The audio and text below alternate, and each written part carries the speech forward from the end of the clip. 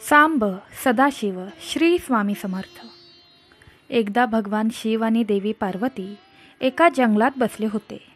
मग देवी पार्वती भगवान शिवांना विचारते की ही रात्र घालवण्यासाठी काय करावे?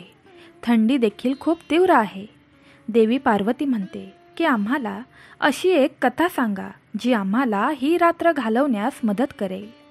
भगवान शिव माता पार्वतीला म्हणतात, जे मनुष्य ही कथा ऐकतील त्यांचे कल्याण होईल।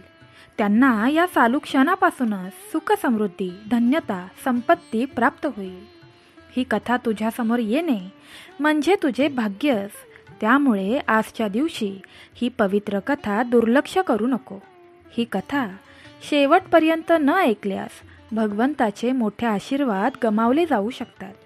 ही कथा शांतपणे ऐकल्याने कितीही मोठे आजार शरीर सोडून निघून जातील आणि कायम तुझे आणि तुझ्या कुटुंबाचे रक्षण साक्षात महादेव येऊन करतील। या कथेमध्ये इतकी शक्ती आहे की ही कथा फक्त शांत मनाने श्रवण केल्याने आपल्या मनातील सर्व इच्छा पूर्ण होतात। घरातील कितीही मोठे दारिद्र्य कर्ज घराला लागलेली पनवती झटक्यात निघून जाते आणि घरात कायम सुख समृद्धी नांदते आणि अडकलेली सर्व कामे पूर्ण होतात। तुम्ही ही कथा ऐकणार असाल तर ती शेवटपर्यंत ऐका, तरच तुम्हाला या कथेचा खरा अनुभव येऊ शकतो आणि तुमचे जीवन कायमचे बदलू शकते। भगवान शिवा आणि माता पार्वतींचा आशीर्वाद प्राप्त करण्यासाठी कमेंट बॉक्समध्ये हर हर महादेव आणि जय माता पार्वती टाईप करा आणि हा व्हिडिओ लाईक करा। 2 भक्तांना आजची कथा शेअर करा। तुमच्या सर्व इच्छा भगवान शिवा स्वतः येऊन पूर्ण करतील। ही प्राचीन काळातील एक कथा आहे। एकदा भगवान शिव आणि देवी पार्वती एका जंगलामध्ये बसले होते। हिवाळ्याची रात्र होती, खूप थंडी होती। मग देवी पार्वती भगवान शिवांना विचारते की ही रात्र घालवण्यासाठी काय करावे? थंडी देखील खूप तीव्र आहे। देवी पार्वती म्हणते की आम्हाला अशी एक कथा सांगा जी आम्हाला ही रात्र घालवण्यास मदत करेल।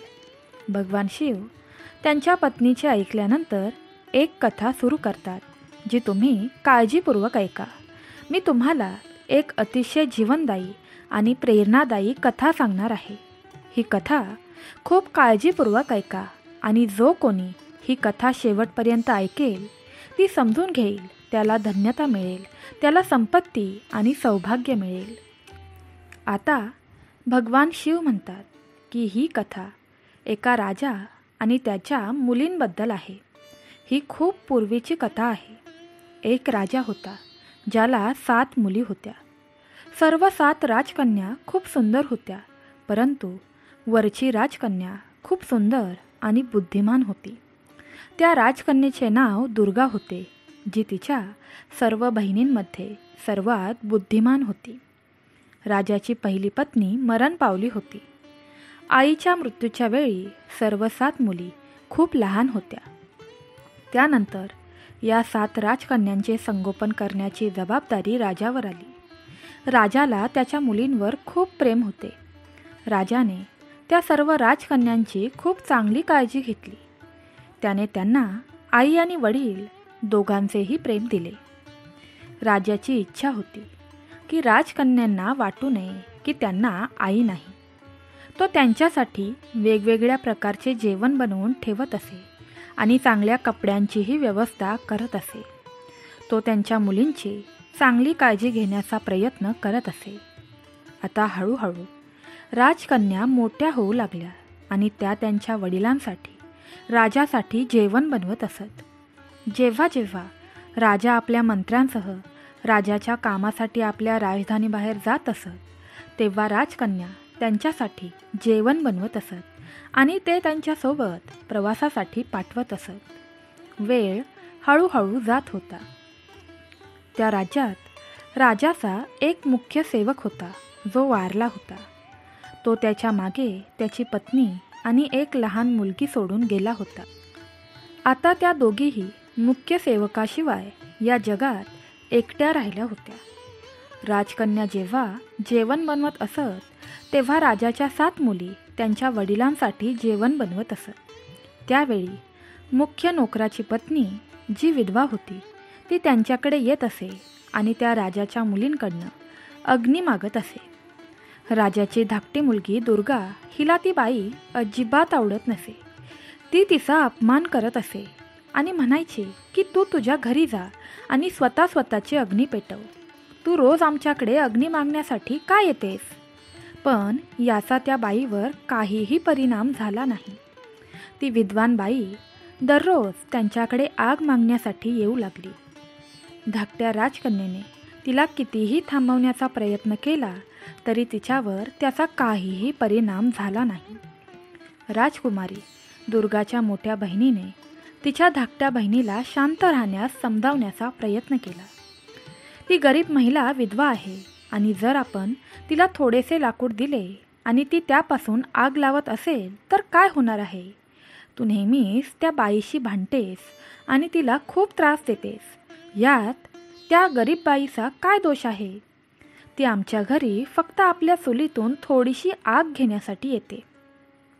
तिच्या मोठ्या बहिणींचे ऐकून धाकटी राजकन्या म्हणते, ठीक आहे, आज मी काय म्हणते ते तुम्हाला समजत नाही, पण तुम्हाला एक दिवस दिसेल की एक दिवस ही बाई आपल्यासाठी मोठी समस्या निर्माण करेल. हा क्रम असाच चालू राहिला. ती बाई रोज त्यांच्या घरी आग मागण्यासाठी जायची आणि सर्वांच्या नजरेतून सुटून ती राजाच्या जेवणात राख मिसळायची, कारण त्या विधवा बाईचा स्वभाव खूप विचित्र होता. ती राजाने शिजवलेले अन्न खूप लवकर राख मिसळून खराब करायची. हळूहळू राजालाही त्याच्या जेवणात काहीतरी वाईट वाटू लागले. त्याला माहीत होते की त्याच्या मुली त्याच्यासाठी अन्न शिजवतात. राजा म्हणाला की माझ्या मुलींवर लक्ष ठेवले पाहिजे जेणेकरून सत्य जाणून घेता येईल, कारण माझ्या मुली माझ्यासाठी काहीही करू शकत नाहीत, कारण त्या माझे अन्न खराब करतात. असा विचार करून राजा त्यांच्या खोलीत गेला. आता जेव्हा राजाच्या मुली जेवण बनवत होत्या तेव्हा तो स्वयंपाक करताना त्यांच्यावर गुप्तपणे नजर ठेवू लागला. माझ्या मुली माझे अन्न कशासाठी खराब करतात? मला इतके वाईट अन्न देऊन त्या मला मारू इच्छितात का, हे शोधण्यासाठी मनात असा विचार करून राजा आपल्या मुलींकडे पाहू लागला, कारण त्याला त्याच्या मुली खूप आवडत असत. त्याने त्याच्या मुलींना भिंतीतील एका गुप्त छिद्रातून स्वयंपाक करताना पाहिले.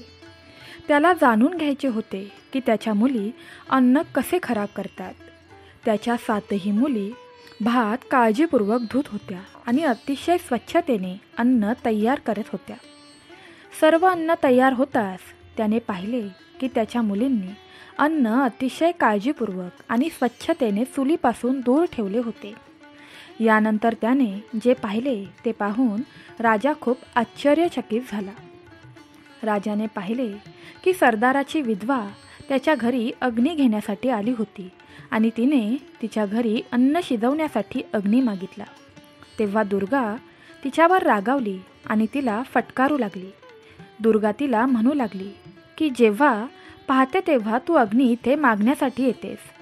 मग दुर्गाच्या इतर बहिणींनी तिला समजावून सांगितले की ठीक आहे, ती फक्त अग्नी मागत आहे, तू रागावू नकोस. जेव्हा ती अग्नी घेऊन जाऊ लागली तेव्हा तिने त्या राजकन्यांचे डोळे टाळून सर्व अन्नात राख मिसळली. अशा प्रकारे त्याने सर्वांच्या लक्षात न येता सर्व अन्न खराब केले.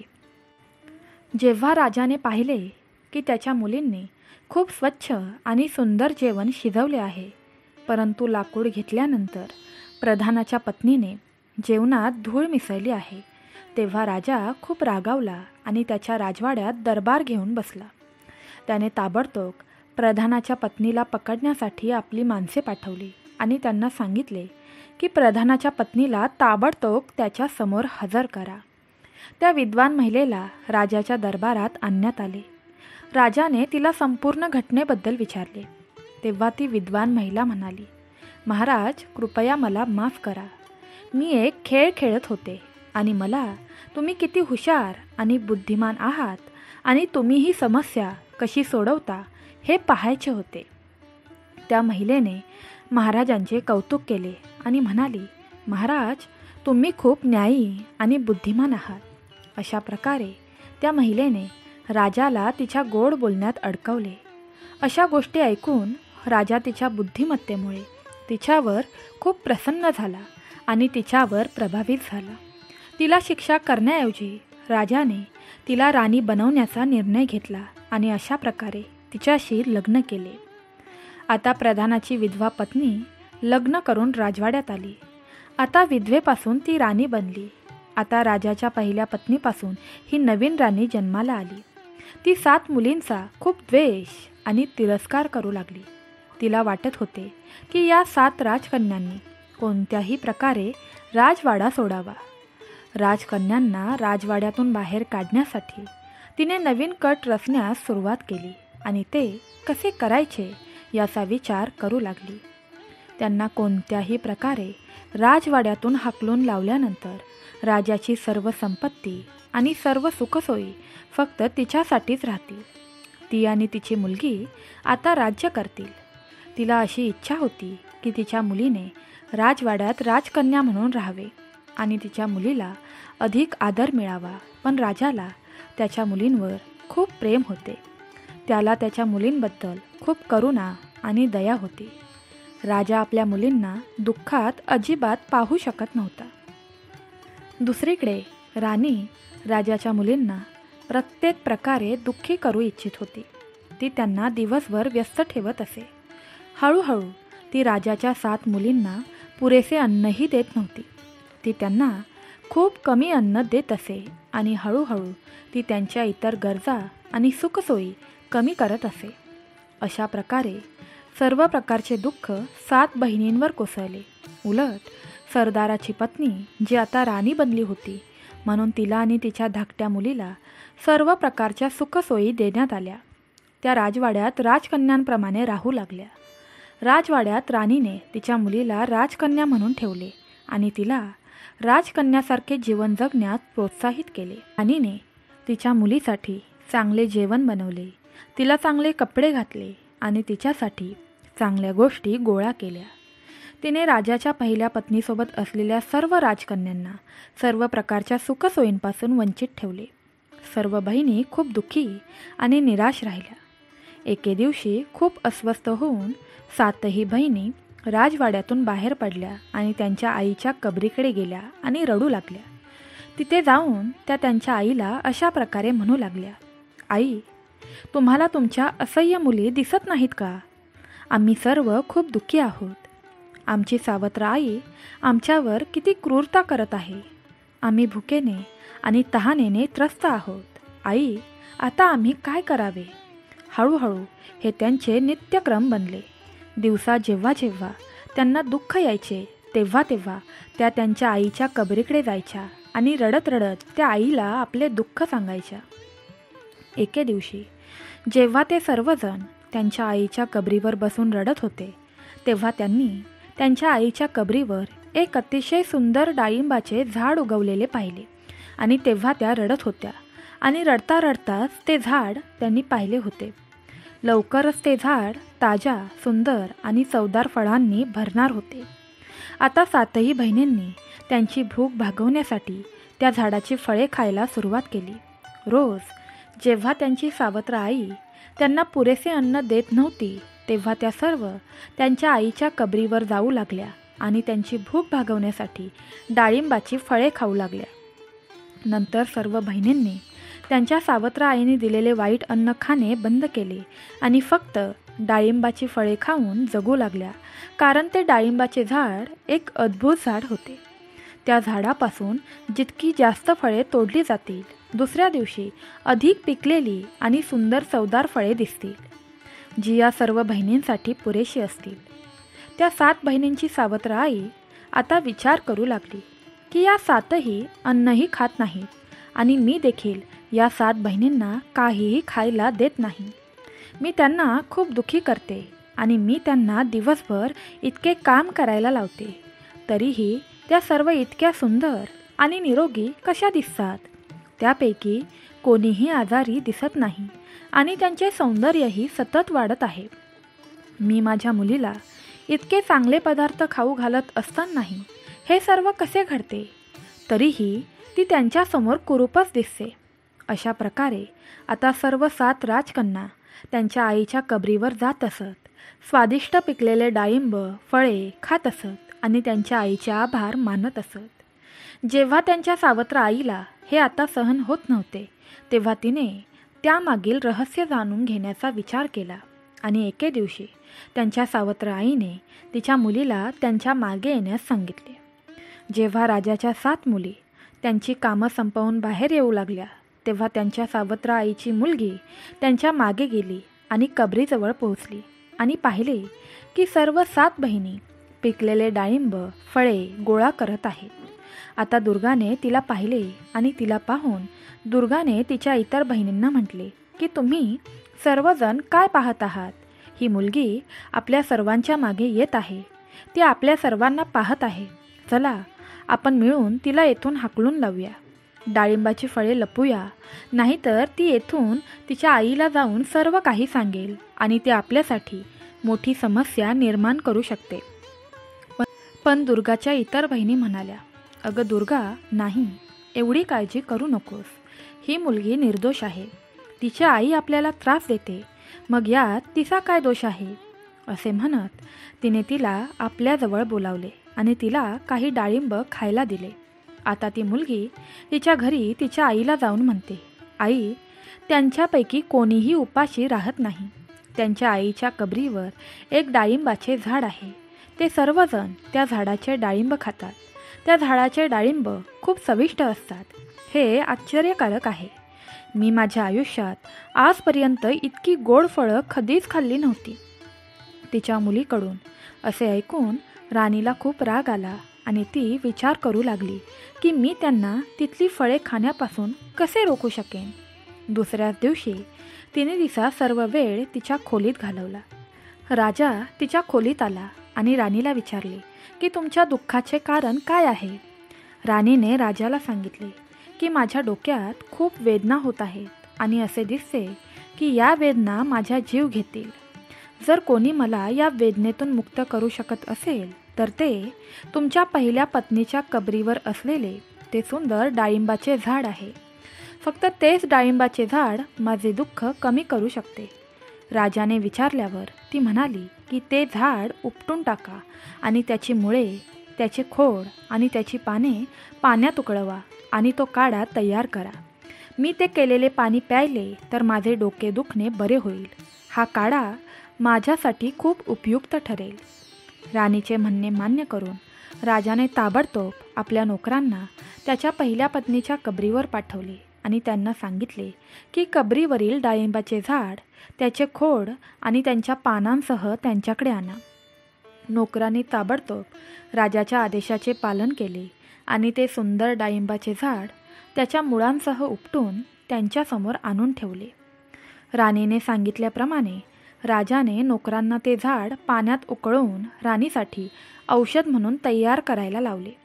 राणीच्या डोक्यावर त्याची मालिश करण्यात आली. ते त्यांना पाजवण्यात आले. ते त्यांना खायला देखील लावण्यात आले. ते खाल्ल्यानंतर त्या क्रूर राणीने राजाला सांगितले की आता मी पूर्णपणे बरे आहे. आता मला खूप बरे वाटत आहे. माझ्यासाठी इतके काही केल्याबद्दल खूप खूप धन्यवाद. मग राजा म्हणाला की नाही राणी, हा माझा हक्क आहे. दुसऱ्याच दिवशी जेव्हा 7ही बहिणी त्यांच्या आईच्या समाधीकडे गेल्या तेव्हा त्यांना दिसले की समाधीतून सुंदर डाळिंबाचे झाड गायब झाले आहे. हे पाहून त्या सर्व काळजीत पडल्या आणि मोठ्या दुःखाने रडू लागल्या. त्यांना आता वाटू लागले की आता त्यांच्या आईच्या समाधीवर डाळिंबाचे झाड नाही. आता आम्ही कुठे जाणार, काय खाणार? डाळिंबाचे झाड नसल्याने ते सर्व पुन्हा उपासमारीने मरतील. दुःखाची गोष्ट म्हणजे त्यांनी त्यांच्या आईला प्रार्थना करायला सुरुवात केली. मग त्यांना दिसले की डाळिंबाच्या झाडाच्या जागी एक लहान तळे तयार झाले होते, जे लोणीसारख्या पदार्थाने भरलेले होते, जे लवकरच एक धन भाकरीत रूपांतरित झाले, जे सर्व बहिणी रडत आश्चर्याने पाहत होत्या. हे पाहून सर्व बहिणी खूप आनंदी झाल्या आणि त्यातून काही भाकरी खाऊ लागल्या, ज्या खायला खूप चवदार आणि त्यांना आवडल्याही होत्या. दुसऱ्याच दिवशी असेच घडले आणि त्यानंतर हे रोज घडू लागले. रोज सर्व राजकन्या त्यांच्या आईच्या समाधीवर जात असत आणि पाहत असत की प्रथम एक लहान तलावात लोणी तयार होते नंतर ते लोणी भाकरीचे रूप धारण करते आणि ती भाकरी खाल्ल्यानंतर त्या सर्वांना आनंदाने भरलेले अन्न मिळते. डाळिंबाचे झाड उपटून टाकल्यानंतरही 7 राजकन्या पूर्वीसारख्या स्थितीत पाहून राणी अस्वस्थ झाली. राणीने तिच्या मुलीला बोलावून म्हटले, काय चाललंय ते मला माहीत नाही. मी राणीच्या थडग्यावर वाढलेले डाळिंबाचे रोप नष्ट केले आहे. तरीही त्या सर्व मुली अजिबात दुःखी दिसत नाहीत. त्या उदासही नाहीत आणि त्या बारीकही झाल्या नाहीत. मग त्यांचे अन्न त्या कुठून खातात? कारण मी राजवाड्यात त्यांना जे काही अन्न देते ते त्या खात नाहीत. म्हणून तू पुन्हा त्यांच्या मागे जा आणि ते शोधून काढ की त्या नक्की काय करतात. राणीने तिच्या मुलीला सांगितले की त्यांच्यावर लक्ष ठेव आणि काय प्रकरण आहे ते बघ. पूर्वीप्रमाणे दुसऱ्या दिवशीही 7ही बहिणी त्यांच्या आईच्या थडग्यावर गेल्या. जेव्हा त्या तिथे लोणीपासून बनवलेली भाकरी खात होत्या तेव्हा सर्वात आधी दुर्गेला तिच्या सावत्र आईची मुलगी दिसली, जी गुप्तपणे त्यांच्यावर लक्ष ठेवून होती. तिने तिच्या बहिणींना सांगितले की हे बघा, ही मुलगी पुन्हा इथे आली आहे आणि आपल्यावर लक्ष ठेवून आहे. आपण हे तळे झाकून टाकूया, जेणेकरून ती हे तळे पाहू शकणार नाही. जर आपण आपल्या भाकरीचा एक छोटासा तुकडा तिला दिला तर ती नक्कीच तिच्या दृष्ट आईला सांगेल आणि ते आपल्यासाठी खूप हानिकारक ठरेल. ती दृष्ट राणी पुन्हा काहीतरी कट रचेल, म्हणून ते दुर्दैवी ठरेल. दुर्गाच्या मोठ्या बहिणींना वाटले की दुर्गा विनाकारण त्या गरीब मुलीवर संशय घेत आहे, म्हणून त्यांनी तिच्या सूचनेकडे लक्ष दिले नाही. उलट त्यांनी सरदाराच्या मुलीला स्वादिष्ट भाकरी खायला दिली, कारण राजाच्या 6 मुली खूप निष्पाप होत्या. म्हणून जेव्हा दुर्गा त्यांना काही बोलायची तेव्हा त्यांना काहीही समजत नव्हते आणि त्यांना असे वाटायचे की ही लहान मुलगी आहे, म्हणूनच ती इतकी संशयास्पद आहे. जेव्हा त्यांच्या सावत्र आईला इतर राजकन्यांबद्दलच्या या भाकरीबद्दल कळले तेव्हा ती खूप रागावली आणि त्यासोबत तिने तिच्या नोकरांना बोलावून सांगितले की जा आणि राणीची समाधी तेथून उपटून टाका आणि त्याजवळील लहान तलाव, कचरा इत्यादींनी भरून नष्ट करा. आता जेव्हा सर्व राजकन्यांनी पाहिले की त्यांच्या आईची समाधी तिथे नाही तेव्हा त्या खूप दुःखी झाल्या आणि मोठ्याने रडू लागल्या, कारण आता त्यांच्याकडे दुसरा पर्याय नव्हता. इतकेच नाही तर त्यानंतरही राणी समाधानी नव्हती. एके दिवशी राणी पुन्हा तिच्या खोलीत गंभीर आजारी असल्याचे भासवून वाचत राहिली. राजाला बोलावण्यात आले. राजा आला आणि राणीच्या आजाराचे कारण जाणून घेऊ इच्छित होता. राजाने म्हटले की जरी माझे संपूर्ण राज्य विकले गेले तरी मी तुला सर्वोत्तम वैद्याकडे दाखवीन, जो तुझा आजार कायमचा बरा करेल. पण राणी स्वतःचा खेळ खेळत होती. ती स्वभावाने वाईट होती, म्हणून दृष्ट राणी म्हणू लागली की इतके काही करण्याची गरज नाही. तुझे एक छोटेसे कृत्य माझे प्राण वाचवू शकते. राजा म्हणाला, जर तू असे म्हणतेस तर मी जे काही म्हणशील ते नक्कीच पूर्ण करेन. मी तुला यासाठी वचन देतो. मग राणी म्हणाली, माझा जीव वाचवण्यासाठी तू एक काम कर. तुझ्या पहिल्या पत्नीसोबत असलेल्या राजकन्यांचा वध कर आणि त्यांना मारल्यानंतर त्यांचे रक्त माझ्या डोक्यावर आणि माझ्या तळहातावर लाव. अशा प्रकारे त्यांच्या मृत्यूने माझा जीव वाचेल. हे शब्द ऐकून राजा दुःखाने भरून गेला. जणू काही त्याच्या पायाखालची जमीनच निघून गेली होती. तो बेशुद्ध पडणार होता. पण तरीही राजाने स्वतःवर नियंत्रण ठेवले, कारण त्याला त्याचे वचन मोडण्याची भीती वाटत होती आणि तो त्याच्या मुलींवर त्याच्या जीवापेक्षाही जास्त प्रेम करत होता. मग राजाने त्याचे हृदय कठोर केले आणि तो राजकन्यांचा शोध घेऊ लागला, कारण त्याला त्याच्या मुलींवर खूप प्रेम होते. एकीकडे त्याच्या राणीची इच्छा आणि राजाचे वचन होते आणि दुसरीकडे त्याच्या मुलींचे जीवन. त्याला काय करावे हे समजत नव्हते. आता राजाला समजत होते की त्याच्या मुली त्यांच्या सावत्र आईवर खुश नाहीत आणि सावत्र आई देखील त्यांना आनंदी ठेवू शकत नाही. आपल्या मुलींपर्यंत पोहोचून राजाने त्यांना प्रेमाने या राजवाड्यातून जंगलात त्यांच्यासोबत येण्यास सांगितले. त्यांच्या वडिलांच्या म्हणण्यानुसार त्या सर्व त्यांच्यासोबत चालू लागल्या. तो त्या सर्वांना जंगलात घेऊन गेला. जंगलात काही अंतर गेल्यावर राजाने एकांतात शेकोटी पेटवली आणि त्या सर्वांसाठी काही भात शिजवला आणि त्यांना खायला दिला. दुपारची वेळ होती. आणि त्यावेळी खूप गरम होत होते, त्यामुळे 7ही बहिणी जेवून झोपी गेल्या. जेव्हा राजाने पाहिले की सर्व 7ही बहिणी झोपल्या आहेत, तेव्हा तो त्या मुलींच्या नजरेतून तेथून शांतपणे पळून गेला. राजाने त्या सर्वांना तिथेच झोपवले. राजा मनातल्या मनात आनंदी होता की निदान आपल्या मुली जिथे राहतील तिथे तरी त्या जिवंत राहतील आणि त्या बऱ्या होतील. त्यांच्या सावत्र आईच्या अत्याचारांपासून त्या वाचतील किंवा त्या दुसरीकडे जाऊन तिथेच आपले जीवन व्यतीत करतील. तसेच त्याने देवाला प्रार्थना केली की त्याने त्याच्या मुलींना एकाकी जंगलात भुकेल्या आणि तहानलेल्या प्राण्यांसाठी अन्न म्हणून मरण्यापासून वाचवावे. राजा असा विचार करत तेथून निघून गेला आणि पुन्हा पुन्हा देवाला प्रार्थना करत राहिला. परत येताना राजाने जंगलात एका हरणाला मारले आणि त्याचे रक्त घेऊन राजवाड्यात परत आला. त्याने त्या हरणाचे रक्त राणीच्या डोक्यावर आणि तळहातावर लावले. त्या क्रूर राणीला वाटले की राजाने खरोखरच सर्व 7 राजकन्यांना मारले आहे. त्याने राजाला सांगितले की आता ती पूर्णपणे बरी वाटत आहे. दुसरीकडे राजा जंगलात गेल्यानंतर सर्व 7 बहिणी जाग्या झाल्या. त्यांना घनदाट जंगलात एकटे आढळले.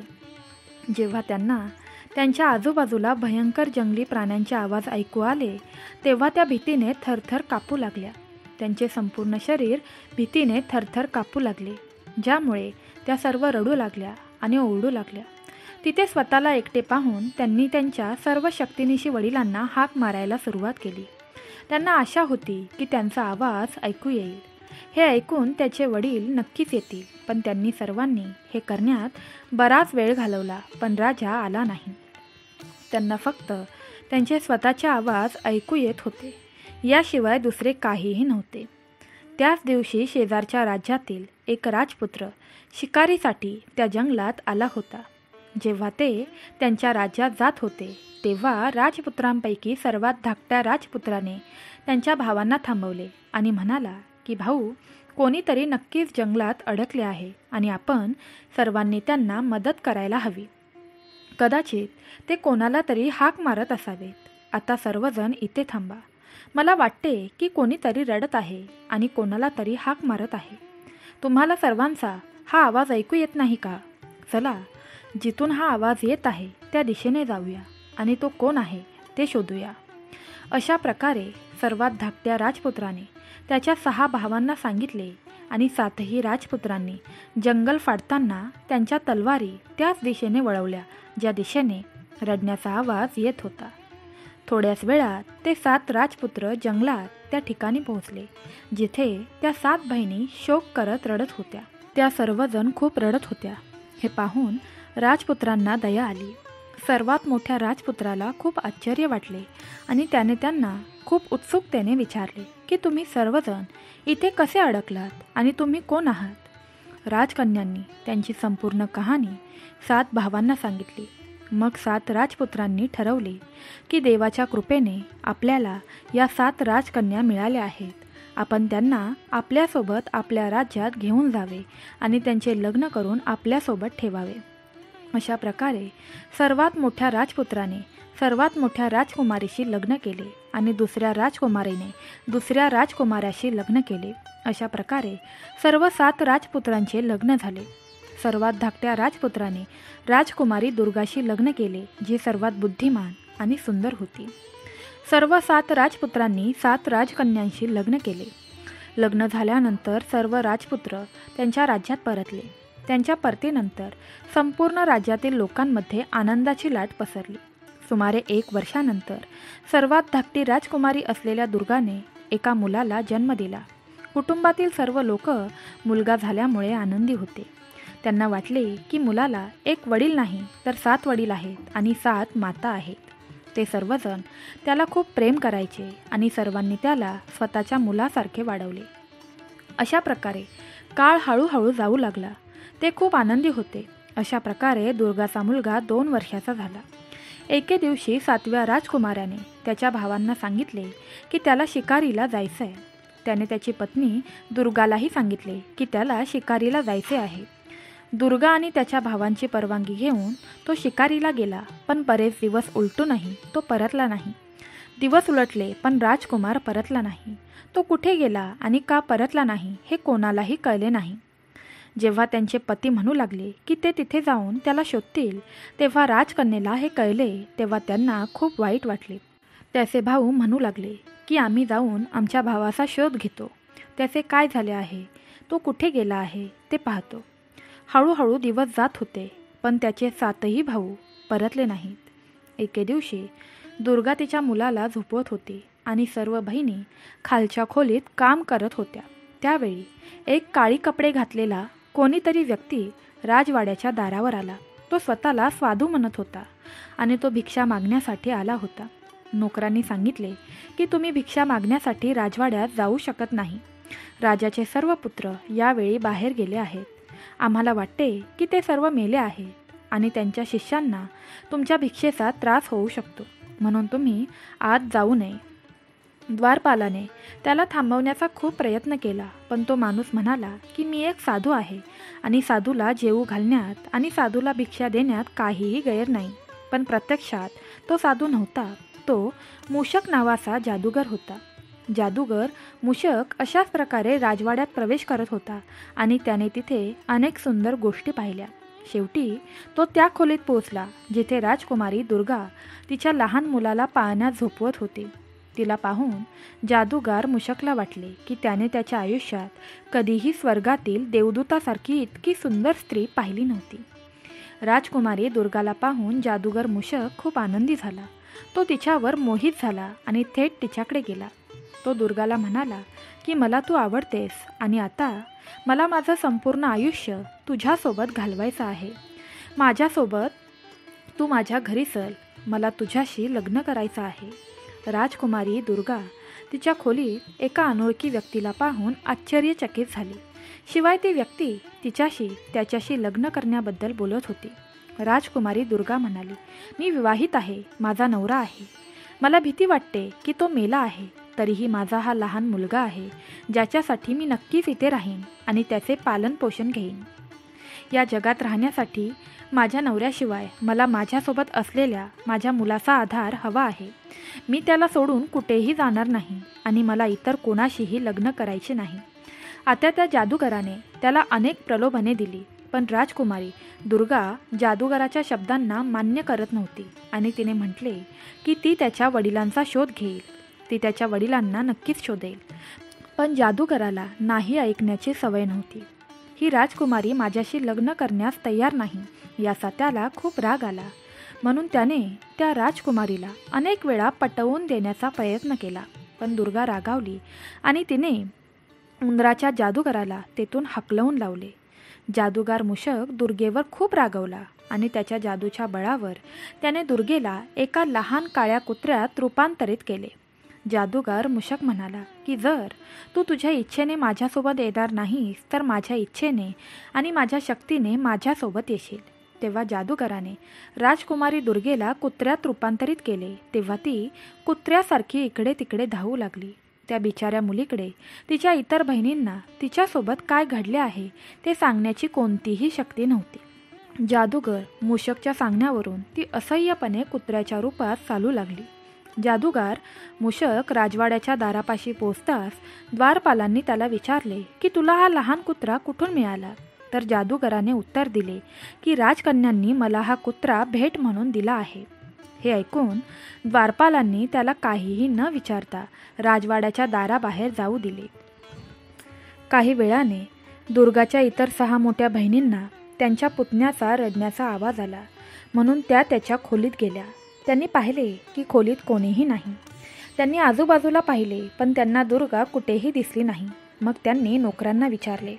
तेव्हा नोकराने सांगितले की दरबारात एक साधू आला होता. त्यांनी त्या साधूच्या काळ्या कपड्याबद्दलही सांगितले.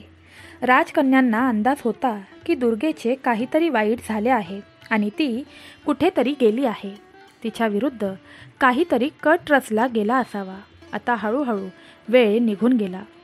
दुर्गेच्या मुलाला त्याच्या 6 काकूंनी एकत्र वाढवले आणि तो आता 14 वर्षाचा झाला होता. एके दिवशी त्याची काकू त्याला तिच्या कुटुंबाचा इतिहास सांगू लागली. राजकुमाराने सर्व काही काळजीपूर्वक ऐकले. आता त्याच्या पालकांबद्दल आणि नातेवाईकांबद्दल ऐकून राजकुमार खूप दुःखी झाला. राजकुमार त्याच्या पालकांना आणि नातेवाईकांना शोधण्यासाठी खूप उत्सुक झाला. आता त्याने सत्य स्वीकारले की त्याच्या कुटुंबातील सदस्य जगाच्या कोणत्याही कोपऱ्यात कुठेही असले तरी तो त्यांना नक्कीच शोधून परत आणेल. त्याने त्याच्या काकूंना सांगितले की जर त्याला त्याचे पालक आणि नातेवाईक जिवंत सापडले तर तो त्यांना नक्कीच शोधून घरी परत आणेल. त्याची काकू म्हणू लागली की बाळा, ज्यांना जायचे होते ते गेले आहेत. आता आम्ही तुलाही गमावू शकतो. आम्ही तुला कुठेही पाठवणार नाही. आम्ही आमचे पती आणि बहिणी गमावले आहेत. आता आम्ही तुला गमावू इच्छित नाही. जर तुम्हीही त्यांच्यासारखे आमच्यापासून दूर गेलात तर आम्ही कोणाच्या आधारावर जगू आणि जिवंत राहून काय करू? मग राजकुमार त्यांच्या काकूंना म्हणाला, मला अडवू नका. जर शक्य असेल तर मी माझ्या आईवडिलांना आणि काकांना घेऊन लवकरच परत येईन. मग अशा प्रकारे त्याने आपला प्रवास सुरू केला. पण अनेक महिने त्याला आपल्या नातेवाईकांना कसे शोधायचे हे समजत नव्हते. आणि शेवटी जेव्हा त्याने हजारो किलोमीटरचा प्रवास पूर्ण केला तेव्हा तो जवळजवळ पूर्णपणे निराश झाला. त्याला त्याच्या आईवडिलांना आणि काकांबद्दल कोणतीही माहिती मिळाली नाही. दरम्यान तो अशा देशात पोहोचला जो पूर्णपणे दगडांचा देश होता. एका बाजूला एक कठीण दगडी इमारत होती, ज्याच्या एका बाजूला एक लहान घर होते ज्यामध्ये एक माळी राहत होता. जेव्हा तो त्या इमारतीकडे पाहत होता तेव्हा माळीच्या पत्नीने त्याला पाहिले आणि त्याच्याकडे धावली. ती घराबाहेर आली आणि म्हणाली, अरे बाळा, तू कोण आहेस आणि या धोकादायक ठिकाणी येण्याची तुझी हिंमत कशी झाली? तो मुलगा म्हणाला, मी एका राजाचा मुलगा आहे. मी माझ्या आईवडिलांना आणि माझ्या काकांना शोधण्यासाठी इथं आलो आहे. एका जादूगाराने माझ्या आईला कुत्र्यात रूपांतरित करून आपल्यासोबत नेले आहे. हे ऐकून माळीची पत्नी म्हणाली, हा देश आणि हे ठिकाण एका महान जादूगाराचे आहे. त्याच्याकडे सर्व प्रकारच्या शक्ती आहेत. जो कोणी त्याच्या आज्ञांचे उल्लंघन करतो किंवा त्याचा अपमान करतो तो त्याच्या जादूच्या शक्तीने त्याला दगड किंवा झाड बनवतो किंवा इतर कोणताही प्राणी बनवतो. तुम्ही इथे जी काही झाडे आणि दगडे पाहत आहात ते सर्व एकेकाळी जिवंत प्राणी होते, माणसं होते. आमच्या गुरु जादूगराने आपल्या शक्तीने त्यांना या स्वरूपात बदलले आहे. काही काळापूर्वी एक राजा येथे आला. यानंतर त्याचे 6 भाऊ देखील इथे आले. जादूगराने त्या सर्वांना दगड आणि झाडांमध्ये बदलले. हे लोक एकमेव दुर्दैवी लोक नव्हते. त्यांच्याशिवाय एक अतिशय सुंदर राणी होती जिला त्याने या मोठ्या इमारतीत कैद केले होते. जादूगराने तिला गेल्या 14 वर्षांपासून कैद केले होते. जादूगार तिच्याशी लग्न करू इच्छितो, पण ती जादूगाराचा द्वेष करते आणि त्याला तिला स्पर्शही करू देत नाही. माळीच्या पत्नीचे शब्द ऐकून जखमी राजकुमाराला वाटले, हे सर्व माझ्या कुटुंबाबद्दल आहे, माझ्या आईवडिलांबद्दल, माझ्या काकांबद्दलच आहे. शेवटी मला तो सापडला ज्याच्यासाठी मी इतके दिवस भटकत होतो. त्यानंतर त्याने त्याची कहाणी माळीच्या पत्नीला सांगितली आणि तिला मदत करण्याची विनंती केली. त्याने माळीच्या पत्नीला त्या निष्पाप आणि असह्य लोकांबद्दल अधिक माहिती देण्यास सांगितले. त्याने माळीच्या पत्नीला त्या निष्पाप लोकांना त्या जादूगारापासून वाचवण्यास मदत करण्याची विनंती केली. माळीच्या पत्नीने त्यांचे म्हणणे ऐकले आणि त्याला पाठिंबा देण्याचे वचन दिले. तिला वाटले की त्याला मदत करून आपणही या जादूगारापासून वाचू शकतो, कारण ती देखील त्याच्या अत्याचाराची बळी होती. म्हणून ती त्या मुलाला पाठिंबा देण्यास तयार झाली. आता माळीच्या पत्नीने त्याला त्याचे रूप बदलण्यास सांगितले. तिला वाटले की तू तुझे रूप बदलावे, कारण जर जादूगाराने तुला पाहिले तर तो तुलाही दगड बनवेल. राजकुमार तयार झाला आणि माळीच्या पत्नीने राजकुमाराला तिची एक धोतर घालायला लावली आणि त्याला सांगितले की आजपासून तू सर्वांच्या नजरेत माझी मुलगी आहेस. त्यानंतर थोड्याच वेळात एके दिवशी जादूगार मूषक त्यांच्या सुंदर बागेत फिरत होता. तिथे एक लहान मुलीला पाहून जादूगाराने माळीच्या पत्नीला बोलावून विचारले की ती मुलगी कोण आहे. माळीच्या पत्नीने सांगितले की ती त्याची मुलगी आहे. अशा प्रकारे जादूगार राजकुमार पहिल्यांदा भेटले. मुलीच्या वेशात राजकुमार आपली ओळख लपवून जादूगाराला भेटतो. जादूगार तिला पाहून म्हणतो की तू खूप सुंदर आहेस. उद्या तू मोठ्या इमारतीत राहणाऱ्या सुंदर स्त्रीसाठी माझी पहिली भेट घेशील. जादूगाराचे बोलणे ऐकून छोटा राजकुमार खूप आनंदी झाला की उद्या तो त्याच्या आईसाठी भेट घेईल. जादूगाराला भेटल्यानंतर तो ताबडतोब माळीच्या पत्नीकडे गेला आणि तिला याबद्दल सांगितले. चर्चा केल्यानंतर त्यांनी ठरवले की तो या वेशात राहील, कारण या वेशात कोणीही त्याला ओळखू शकणार नाही. त्याने ठरवले की जेव्हा योग्य संधी येईल तेव्हा तो त्याच्या आईला मुक्त करेल. जेव्हा दुर्गेचे राजकुमाराशी लग्न झाले तेव्हा राजकुमाराने तिला एक छोटी अंगठी दिली, ज्यावर तिचे नाव लिहिलेले होते. दुर्गेने ती अंगठी तिच्या मुलाच्या बोटात घातली, जेव्हा तिचा मुलगा खूप लहान होता. जेव्हा तिचा मुलगा काळानुसार मोठा झाला तेव्हा त्याच्या काकूंनी राजकुमाराच्या बोटाच्या आकाराची अंगठी बनवली, जेणेकरून तुमची आई तुम्हाला पाहून लगेचच ओळखू शकेल. इकडे राजकुमाराची आई जादूगराच्या रक्षणाखाली होती. ती बंदिवासात असल्याने तिच्यावर नेहमीच कडक देखरेख ठेवली जात असे.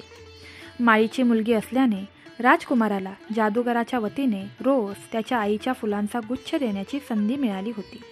आता तो रोज राणीला फुलांचा गुच्छ देऊ लागला. जादूगराची एक दासी नेहमीच त्याच्या आईच्या खोलीत राहत असे. शेवटी एके दिवशी नशिबाने राजकुमाराची साथ दिली आणि त्याला अशी संधी मिळाली जेव्हा खोलीत त्याच्या आईशिवाय दुसरे कोणीही नव्हते. जेव्हा कोणीही त्याला पाहू शकले नाही तेव्हा त्याने आपल्या बोटातून अंगठी काढून ती फुलांच्या गुच्छात बांधली आणि ती त्याच्या आईच्या दुर्गाच्या पायाशी ठेवली. ही अंगठी जमिनीवर पडताच एक आवाज आला. दुर्गाने त्या फुलांच्या गुच्छाकडे लक्ष न देताच दुर्गाने पाहिले की या फुलांच्या आत हा विचित्र आवाज कशामुळे येतोय. बारकाईने पाहिले तर त्याला फुलांनी बांधलेली एक छोटी अंगठी सापडली. अंगठी ओळखताच तिने फुलांचा गुच्छ आणलेल्या मुलीकडे पाहिले.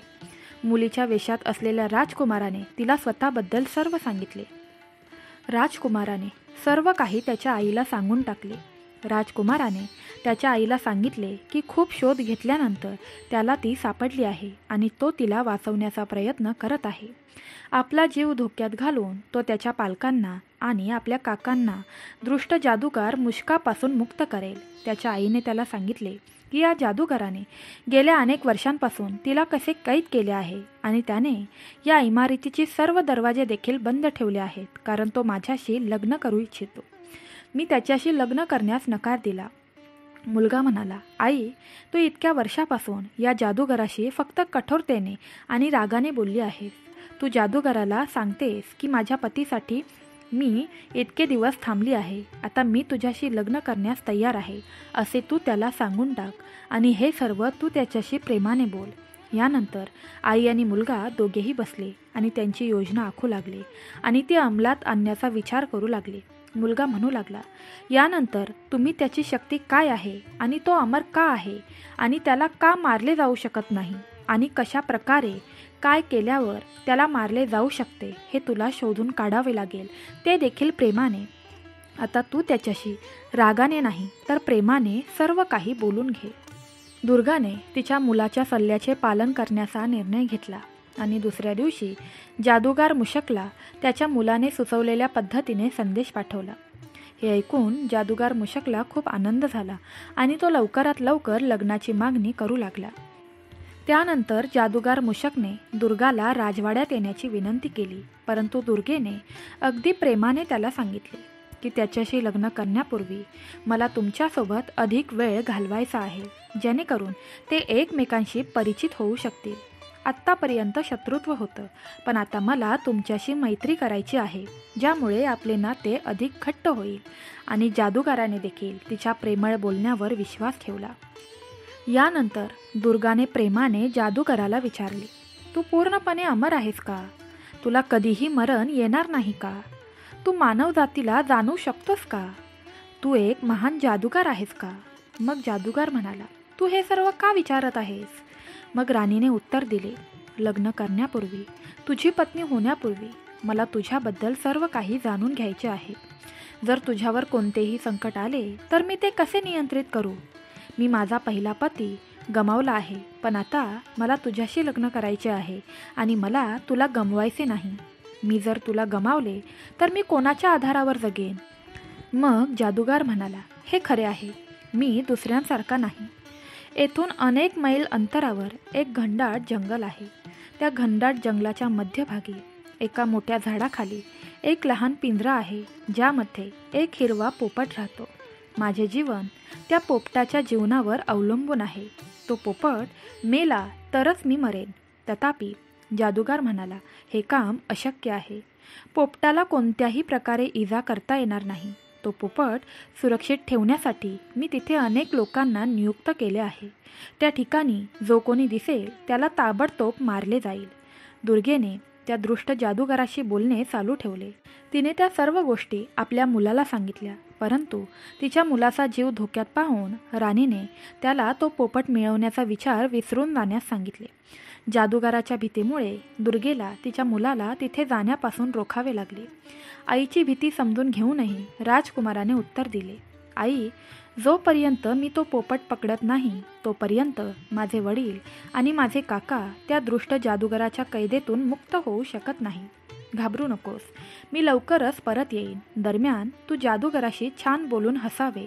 आता राजकुमाराने त्याच्या आईला लवकरच परत येण्याचे वचन दिले आणि पोपटाच्या शोधात निघाला. अनेक मैलांच्या प्रवासानंतर राजकुमार शेवटी एका खूप मोठ्या आणि घनदाट जंगलात पोचला. जेव्हा तो तिथे पोहोचला तेव्हा बराच वेळ सतत चालल्यामुळे तो खूप थकला होता. तिथे जंगलात तो एका मोठ्या झाडाखाली विश्रांती घेऊ लागला आणि काही वेळातच थंड वाऱ्यामुळे तो झोपी गेला. आता राजकुमाराने पाहिले की जवळच 2 राक्षस आरामात झोपले आहेत आणि त्यांच्याकडे एका मोठ्या झाडावर पोपटाचा पिंजरा देखील आहे. यानंतर राजकुमाराने गुपचूप तो पिंजरा उचलला आणि त्यानंतर राजकुमाराने परतीचा प्रवास सुरू केला आणि तो चालत राहिला. तो पुन्हा एकदा दृष्ट जादूगार मूषकच्या राजवाड्यात पोहोचला. तो राजवाड्याच्या दाराजवळील बागेत बसला आणि पोपटाशी खेळू लागला. जादूगार मूषकने त्याच्या राजवाड्याच्या खिडकीतून त्याला पाहिले तेव्हा तो लगेचच राजकुमाराकडे धावला आणि म्हणाला, बाळा, तू हा पोपट कुठून आणलास? मला हा पोपट दे, ज्यासाठी मी तुला खूप काही संपत्ती देईन. पण राजकुमाराने जादूगाराला नकार दिला. राजकुमार म्हणाला, नाही, मी तुला माझा पोपट देऊ शकत नाही. तो अनेक वर्षांपासून माझा आवडता पाळीव पक्षी आहे. मग जादूगार म्हणाला, जर हा तुमचा जुना आणि आवडता पाळीव पक्षी असेल तर मी तो समजू शकतो. तुम्ही तो मोफत देणार नाही. मला सांगा, तुम्ही या पोपटाची किती किंमत घ्याल? तुमच्या कितीही किमतीवर मी तो पोपट तुमच्याकडून विकत घेईन. राजकुमार म्हणाला, महाराज, मी माझा प्रिय पोपट विकू शकत नाही. म्हणून जादूगार मूषक खूप घाबरला आणि म्हणाला, तुम्ही त्याच्या बदल्यात माझ्याकडून काहीही घेऊ शकता. फक्त हा पोपट मला द्या. हे ऐकून राजकुमार त्याला म्हणाला, ठीक आहे, जर तुला त्या बदल्यात काही द्यायचे असेल तर मी तुला हा पोपटही देईन. राजकुमाराचे बोलणे ऐकून जादूगार आनंदाने म्हणाला, ठीक आहे, तुला काय हवे आहे ते सांग, मी तुला ते नक्कीच देईन. आता राजकुमार म्हणाला, सर्वप्रथम त्या 7 राजपुत्रांना मुक्त कर, ज्यांना तू दगड आणि झाडांमध्ये रूपांतरित केले आहेस. जादूगार म्हणाला, ठीक आहे, तुझी इच्छा पूर्ण होईल. तू फक्त मला हा पोपट दे. यानंतर दुर्गेचा पती आणि इतर 6 राजांसह त्यांच्या नैसर्गिक स्वरूपात परत आले. मग जादूगार मूषक म्हणाला, पहा, मी त्यांना पुन्हा ठीक केले आहे. आता मला पोपट दे. पण राजकुमार म्हणाला, घाई काय आहे? आधी त्या सर्व लोकांना मुक्त कर ज्यांना तू तुझ्या बंदिवासात ठेवले आहेस. आता जादूगर मूषक म्हणाला, ठीक आहे. यानंतर जादूगाराने हात फिरवताच दगड आणि झाडांमध्ये रूपांतरित झालेले सर्व प्राणी त्यांच्या नैसर्गिक शरीरात परत आले. यानंतर काही काळापासून नोकरांच्या रूपात असलेली संपूर्ण बाग त्यांच्या नैसर्गिक शरीरात परत आली. सरदार, गायी, मेंढ्या, शेळ्या, हत्ती, सैनिक, सुंदर दागिन्यांनी सजवलेले शक्तिशाली पुरुष आणि स्त्रिया सर्वजण जिवंत झाले. आता जादूगार रडू लागला आणि राजकुमाराला हात जोडून विनंती करू लागला की मला तो पोपट दे. मग राजकुमाराने मोठ्या ताकदीने पोपटाला पकडले आणि बळाचा वापर करून त्याचे एक पंख त्याच्या शरीरापासून वेगळे केले. यामुळे जादूगराचा उजवा हात देखील त्याच्या शरीरापासून वेगळा झाला.